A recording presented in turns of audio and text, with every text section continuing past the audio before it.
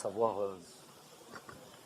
retrouver un petit peu les joueurs après ce sacre et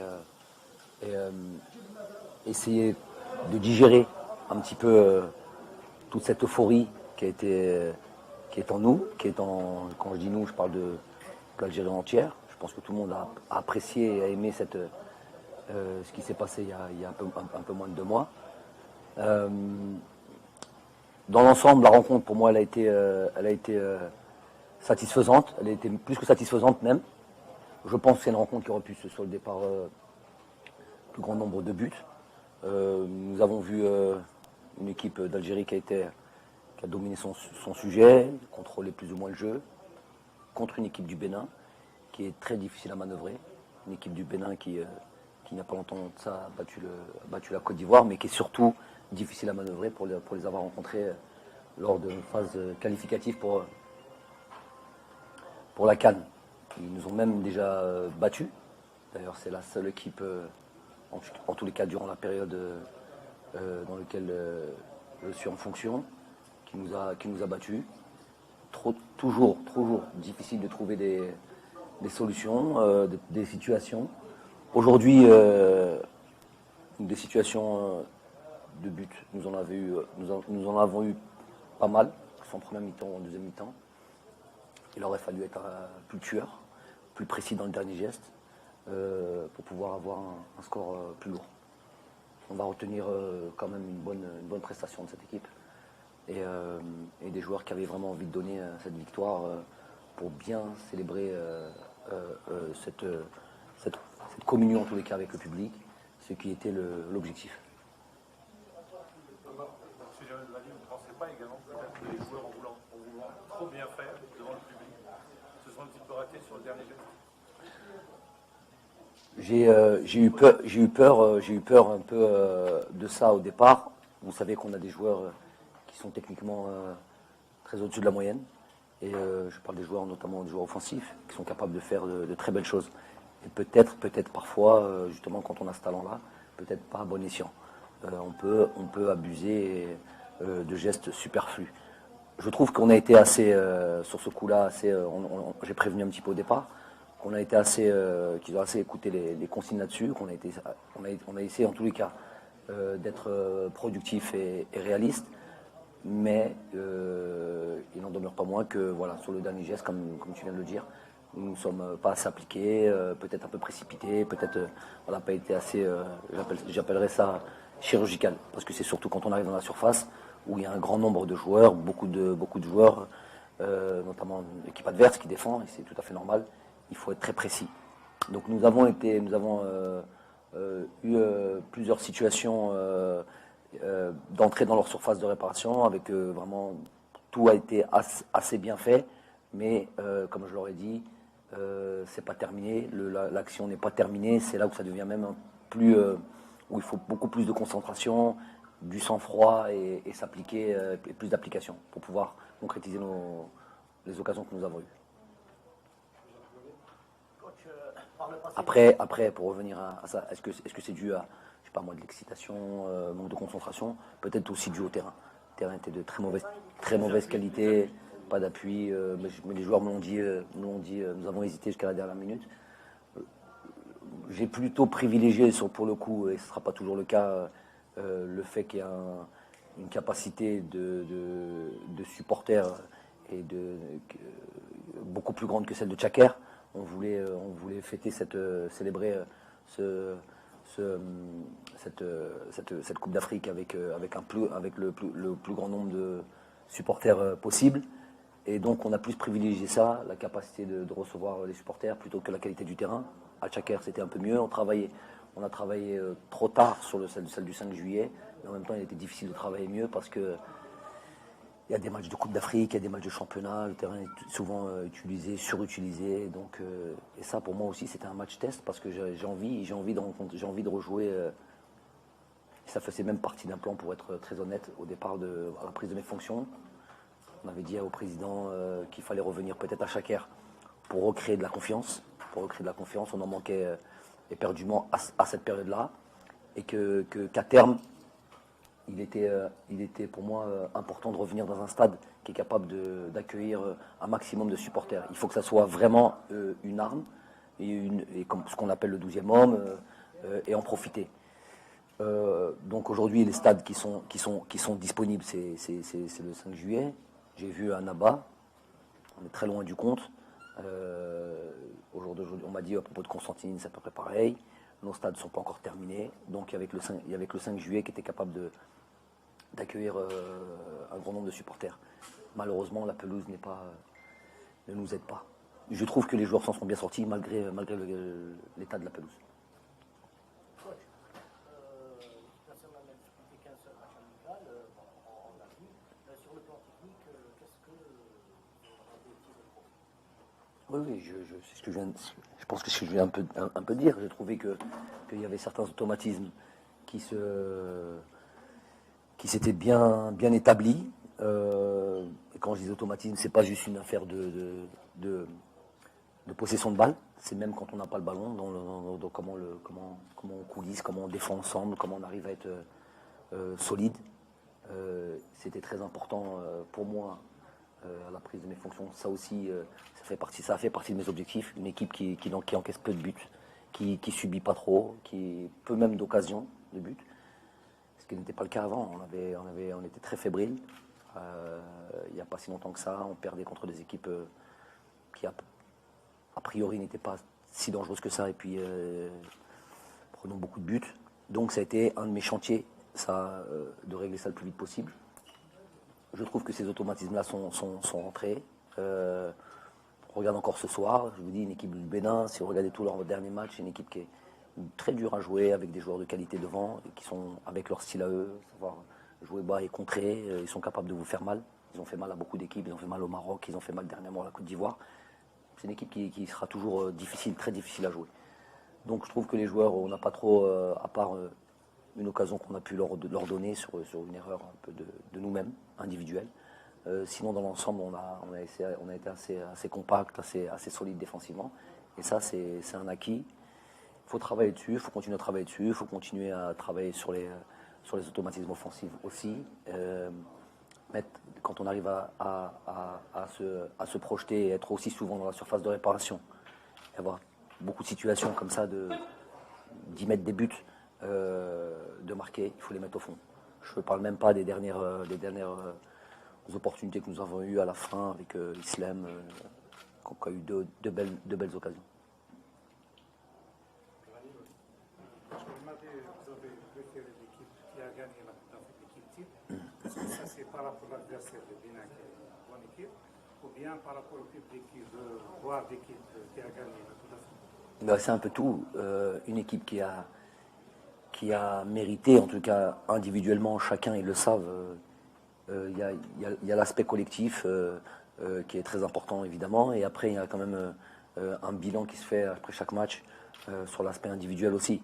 Donc à partir du moment où des joueurs ont validé leur position par leur performance, notamment les dernières performances, à savoir celle de l'Égypte, je ne me vois pas en tous les cas, surtout après le tournoi, revenir et qu'on n'avait qu'un seul match, je ne me voyais pas changer cette équipe-là. Il faut leur donner ce crédit, ils l'ont mérité, ils le savent, on joue bien, on gagne, on est performant, on se donne la possibilité de rejouer le prochain match. Voilà un petit peu l'état d'esprit et le fonctionnement que l'on a, tout le monde le sait. C'est vrai qu'il va être difficile d'entrer dans cette équipe, je dirais même d'entrer dans ce groupe, difficile, parce que les joueurs ont fait le travail, et on ne change pas pour changer. Une équipe qui gagne, je ne veux pas dire qu'on ne change pas une équipe qui gagne, mais c'est presque ça, une équipe où les joueurs individuellement, chacun à leur poste, font le travail. Je ne vois pas l'intérêt de changer. Maintenant, c'est vrai que sur ce stage-là, j'aurais voulu avoir 2 matchs pour faire jouer l'ensemble du groupe. Malheureusement, ça n'a pas été le cas, à part revenir là-dessus. C'est dommage parce que j'ai vu de très belles choses cette semaine à l'entraînement, et notamment des nouveaux qui avaient vraiment envie. J'ai vu un petit peu des joueurs un petit peu déçus de ne pas pouvoir jouer. On avait droit 6 changements, on m'a dit 5 changements, 5 joueurs, un gardien. Après, on m'a dit 6 changements, 6 joueurs et un gardien. Bon, il y avait aussi du flou là-dessus. C'est ce qui nous a fait hésiter pour faire entrer Andy Delors à la fin, parce que je voulais absolument faire entrer Rafik Ali, c'était prévu. Donc voilà, on va se contenter de ça et on va voir le prochain stage. Nous aurons 2 oppositions, Inch'Allah, j'espère de très bon niveau. On aura la possibilité de voir plus de joueurs. Encore une fois, félicitations pour la Coupe d'Afrique. Ma question, c'est concernant le Hadich. On a terminé en beauté aujourd'hui quand même, devant plus de 40 000 supporters. Un mot pour ce mois de février. Un grand mot. Rafik a été exemplaire tout le temps où il a porté ce maillot d'équipe nationale. Il s'est toujours donné à fond. C'est ce qu'on retiendra de ce joueur-là, un joueur exemplaire. C'est pour ça que, à ma prise de fonction, il a été pour moi important, même si voilà, certains n'y voyaient pas l'intérêt de le faire revenir, dans le sens où il était plus sur la fin de sa carrière que sur le début. Moi, je pensais qu'il était important qu'il encadre certains joueurs, et puis surtout qu'il est resté performant. Il jouait en portugaise, mais il n'a pas démarré le championnat. C'est pourquoi il a joué qu'une petite dizaine de minutes, parce qu'il n'était pas encore prêt physiquement à jouer plus que ça, je pense. Mais c'est un joueur qui a été très très important pour l'équipe nationale, très très important pour le pays. Il fallait absolument lui rendre tout le mérite qui lui en revient via cette fête. Quelle sortie en beauté, terminer sa carrière internationale avec un sacre, avec une Coupe d'Afrique. C'est vraiment tout ce qu'il mérite. J'aurais aimé faire ça avec d'autres joueurs aussi, notamment un joueur comme Karl Medjani, je le cite lui, parce que dès ma prise de fonction aussi, je lui avais promis, je ne sais pas si on peut appeler ça comme ça, mais en tout cas, j'avais prévu de lui faire jouer au moins encore un match ou une partie d'un match, mais en tout cas pour qu'il puisse sortir par la porte qui est la sienne, à savoir une grande porte, et pour le remercier pour tous les services rendus. Je sais que dans le passé, on avait l'habitude d'oublier nos joueurs assez rapidement, et je voulais pas ça dans mon mandat. Malheureusement, les choses se sont enchaînées, j'ai jamais eu le temps de faire ça. On ne désespère pas, je trouverai à partir du moment où il est toujours compétitif et qu'il joue, il a le droit, je pense, à une sortie honorable. Je parlais de Karl là. Pour revenir à Rafik, je lui souhaite maintenant beaucoup de bonheur et de jouer le plus longtemps possible. C'est pas en équipe nationale, c'est en club. Mais je vais vous dire que c'est un casse-tête. C'est un casse-tête pour moi parce que il est facile de dire bon Rafik, c'est bon, ton heure est venue. En tout cas, c'est venu de lui. Il n'est pas sûr que si ça tenait qu'à moi, il ne continue pas en équipe nationale. Si vous regardez, il y a encore un sacré vide sur cette position-là. Et il va falloir chercher le remplacer. C'est pas évident. Je vous laisse réfléchir et essayer de trouver un défenseur central, même chez les jeunes qui vont pouvoir. Voilà, il y a une place qui s'est libérée et puis que ça va leur donner de l'espoir et ça va leur donner l'envie de bien travailler et de rejoindre l'équipe nationale. Coach, je reviens vers vous par rapport au stade du Saint-Louis. Il y a les éliminatoires de la Coupe d'envoi des éliminatoires de la CAN 2021 qui vont commencer au mois de novembre. Puis en mars prochain, il y aura le coup d'envoi aussi des éliminatoires de la Coupe du Monde. Alors, dans le cas où l'état de la pelouse s'améliore, on a vu des joueurs qui étaient très à l'aise, une communion entre joueurs et supporters, alors que ce stade-là faisait peur pour le passé à l'équipe nationale. Alors, ma question, si l'état de la pelouse s'améliore, est-ce que l'équipe nationale sera domiciliée ici dans ce stade-là? C'est mon souhait, je vous l'ai dit, c'était mon souhait. C'était même prévu il y a très longtemps. Je trouve très dommageable qu'on puisse jouer donc dans des stades qui peut accueillir 20 000, je ne sais pas, à Tchaker, c'est que ça peut accueillir à peu près une vingtaine, un peu plus, allez, 25 000, quand on peut en accueillir 60 ou 65 000. C'est ça à peu près, ici au 5 juillet. Donc, en plus, on veut surfer sur cette vague-là. On est champion d'Afrique, on veut voir tous nos matchs internationaux. C'est ce qu'on vit quand quand on se déplace. Les stades sont quasiment toujours pleins, donc à l'extérieur. Donc nous, on voudrait ça. On est un peuple qui aime beaucoup le football. On a maintenant une belle équipe. Voilà, il faudrait avoir toujours cette communion et faire du 5 juillet une forteresse, comme l'a été Tchaker, comme l'est Tchaker. C'est ça c'est le problème, c'est ça, c'est que Tchaker aujourd'hui, tu joues, tu gagnes là-bas, c'est toujours plein, la pelouse est assez bien entretenue, même si elle a été délaissée pendant un certain temps. Je trouve qu'à chaque fois qu'on donne comme ordre de la traiter et de la préparer, on a toujours une pelouse correcte. Au jour d'aujourd'hui, quand on voit le terrain qui est, je me dis, ok, bon, si on met en avant et on leur dit, voilà, anticiper les choses et qu'on dit qu'il faut travailler dessus et qu'on va en faire notre stade. Avec tous les matchs qui vont arriver de championnat et de toutes les équipes, hein, et de Coupe d'Afrique et tout ça, de Coupe arabe et tout ce que tu dis. Comment c'est possible? Donc, ouais, on se retrouve tout de suite dans une impasse. Et bon, la solution, c'est compliqué. C'est compliqué, c'est dommage, vraiment très dommage. Parce qu'on se prive d'un atout considérable.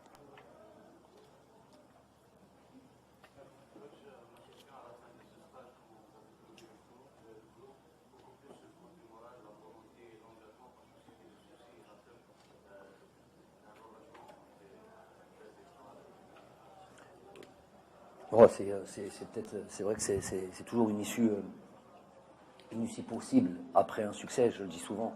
On a toujours cette euphorie qu'on prolonge ou on tombait dans un, comme vous avez dit, une sorte de dilettantisme ou de relâchement qui n'a pas lieu d'être dans le football de haut niveau. Le sport de haut niveau, en général, tu le payes cash. Je trouve qu'il est assez facile de travailler parce qu'on on a formé ce groupe sur cet aspect-là, sur l'aspect de la concentration, de l'état d'esprit, de l'attitude et tout ça. Donc maintenant, franchement, très sincèrement, très honnêtement, il y a juste à appuyer sur un bouton et ça redémarre très vite, deux, trois mots. Et puis les gars sont intelligents, ils savent ce qu'ils veulent, ils ont envie de prolonger l'aventure, ils savent qu'ils ont un groupe, ils savent que les choses ne vont pas être faciles, qu'ils portent en eux maintenant une lourde charge, qui est celle d'être champion d'Afrique, et que partout ils seront attendus et que partout ça sera le match on sera l'équipe à abattre comme vous voulez. Donc voilà, l'état d'esprit, je sais que j'aurai jamais de soucis de ce côté-là, malgré que je suis là pour rappeler les choses quand ça peut se relâcher. Mais c'est pas le travail le plus difficile.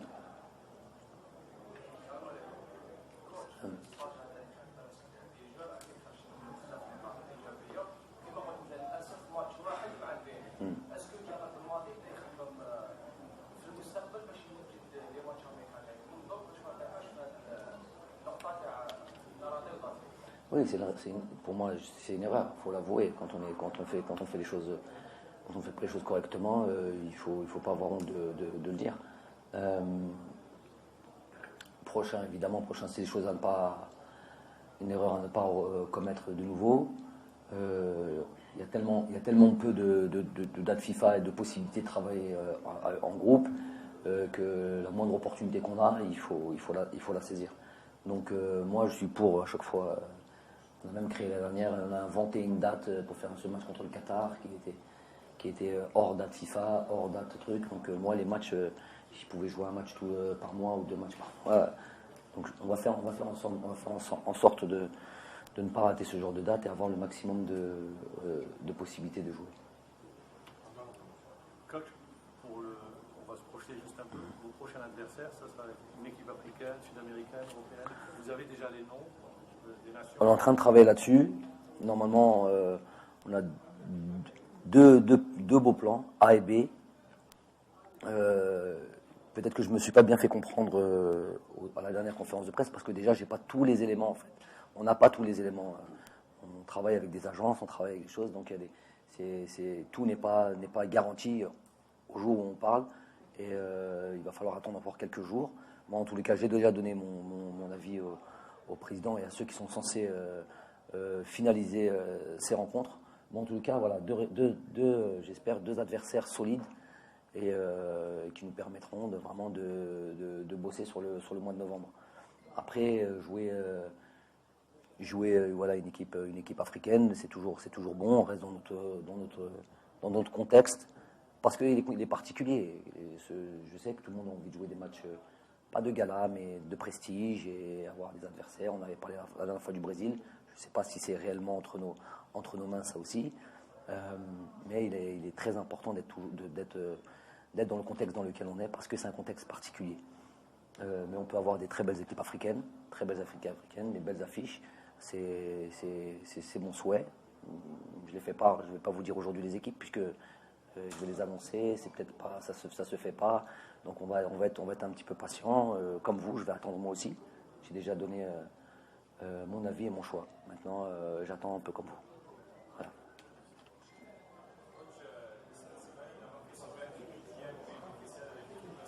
Ouais.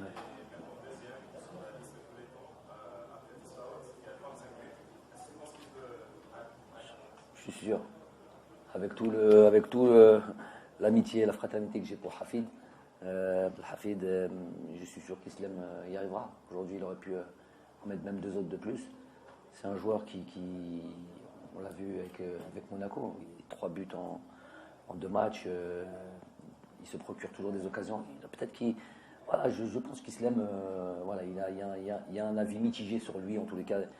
On peut le voir comme un joueur un peu incompris parce que c'est peut-être pas le profil même du footballeur que les supporters, que les Algériens aiment, à savoir des joueurs très techniques. Mais moi, d'un certain point de vue, il est très technique. Il est très technique. On ne marque pas des buts comme ça en étant juste un joueur, je sais pas, on le voit comme un joueur de tête, par exemple. Ben là, par exemple, il n'a pas marqué un but de la tête sur les trois derniers buts qu'il a mis avec Monaco. C'est un joueur qui se procure des occasions, ce qui est pour moi déjà très important. Après, certaines fois, ils vendange, mais moi, je veux retenir le fait qu'il s'en procure. Aujourd'hui, 1-0. On retiendra dans 10 ans que c'est Slimani qui a marqué. Pas les 2 occasions qu'il a ratées. Donc ça va être, je pense, moi, question de temps. Tant qu'il est performant, ce qu'il fait en club et toujours l'envie qu'il a de jouer dans une équipe. De toute manière, vous savez que c'est un bagarreur, vous savez que c'est un joueur avec beaucoup de volonté. Il lâchera pas le morceau pour être assez à sa piste. Il lâchera pas le morceau comme ça. Il fera tout pour battre le record de but.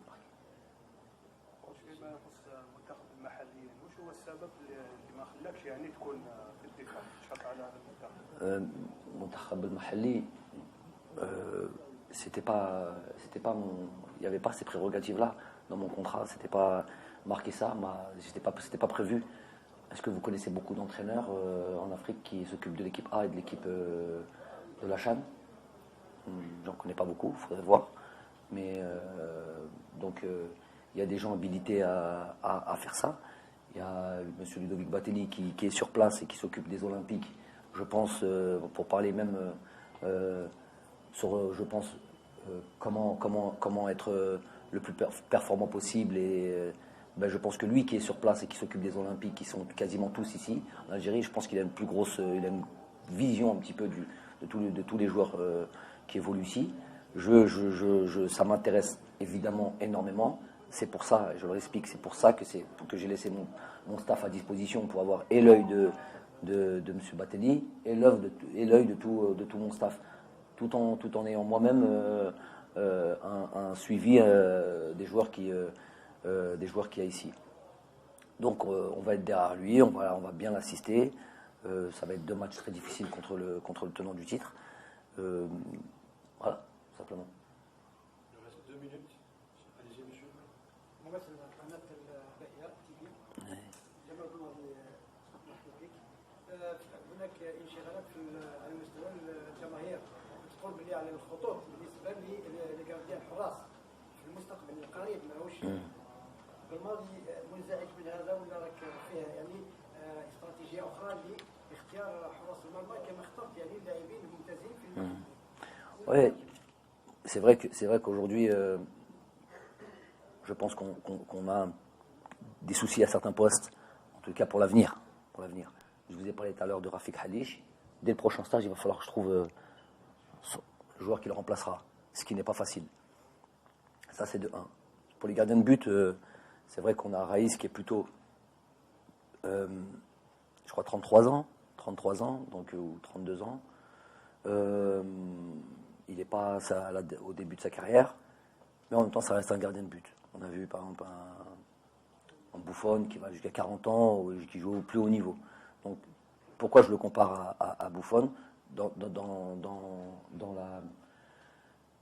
son approche du métier, c'est un joueur qui est très très très sérieux, qui prend soin de lui, qui fait attention à lui. Donc, je pense qu'il aura envie, tant que tant que nous restons performants et qu'il y a des objectifs, qu'il aura envie de jouer le plus longtemps possible. Et au jour d'aujourd'hui, il n'y a pas un gardien de but, jeune, moins jeune, qui rivalise avec lui. Il n'y a pas un gardien de but qui rivalise avec lui. Et c'est pas en faisant... je crois pas que en mettant des gardiens dans des dates FIFA, juste pour soi-disant préparer l'avenir, une semaine de travail, 5-6 jours, et après ne pas jouer, parce qu'ils ne peuvent pas jouer. Il n'y a aucun gardien ici qui peut aujourd'hui prendre la place de Reis. Tout le respect que j'ai pour ces gardiens-là. On étudie, on regarde bien, on a Aziz Bourras, c'est pour ça que je dis, que mon staff sera au service de l'équipe qui va affronter le Maroc. Et il y a des gardiens qui sont déjà venus, il y a à peu près 10 jours qu'on travaille une semaine avec Aziz, qui vont retravailler avec lui la semaine prochaine. Il y a un diagnostic qui est fait, il y a un souci là-dessus, il y a un problème là-dessus. Mais c'est pas parce que on sait qu'il y a ce problème-là, ça ne veut pas dire qu'on a les solutions aujourd'hui. Il n'y a pas de gardien aujourd'hui. Vous connaissez les gardiens aussi bien que moi.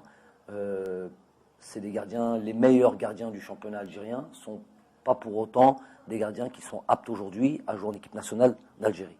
Voilà ce que je veux dire. Alors, et c'est pas sur des dates FIFA qu'on nous on réglera le problème. On n'est pas des magiciens, ni moi ni Aziz Bourras. Donc voilà encore une de nos préoccupations. On est en train de travailler. On voit ce qu'il y a les gardiens, on voit comment on peut faire, on peut les améliorer. Mais franchement, c'est pas facile du tout. J'ai pas toutes les solutions à chaque fois.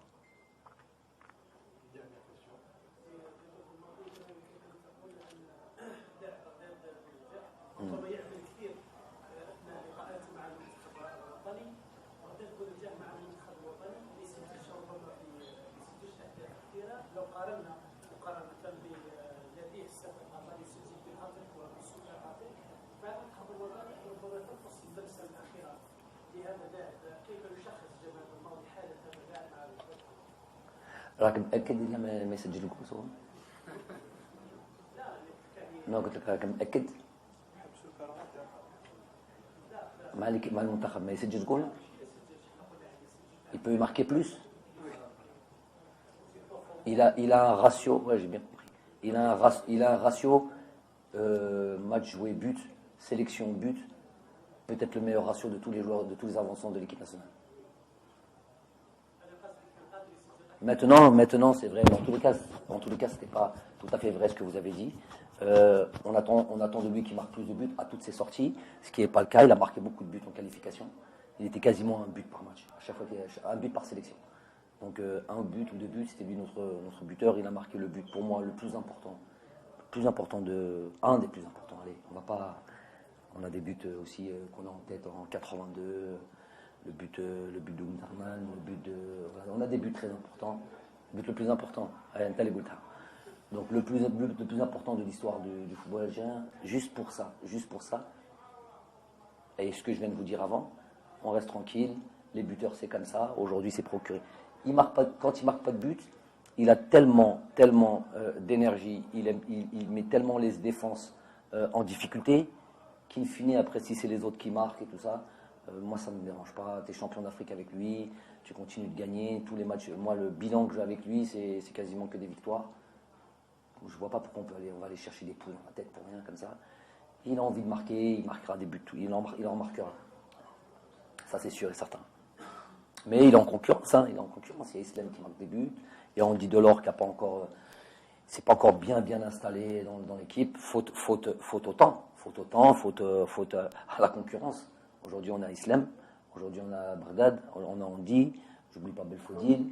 On a des joueurs qui sont capables de marquer. Neji, on est en train de voir ce qu'il va faire, on va voir comment il évolue au Portugal. Donc, j'en oubliais. Je pense voilà, c'est un peu les attaquants qu'on a. Donc, il y a de la concurrence.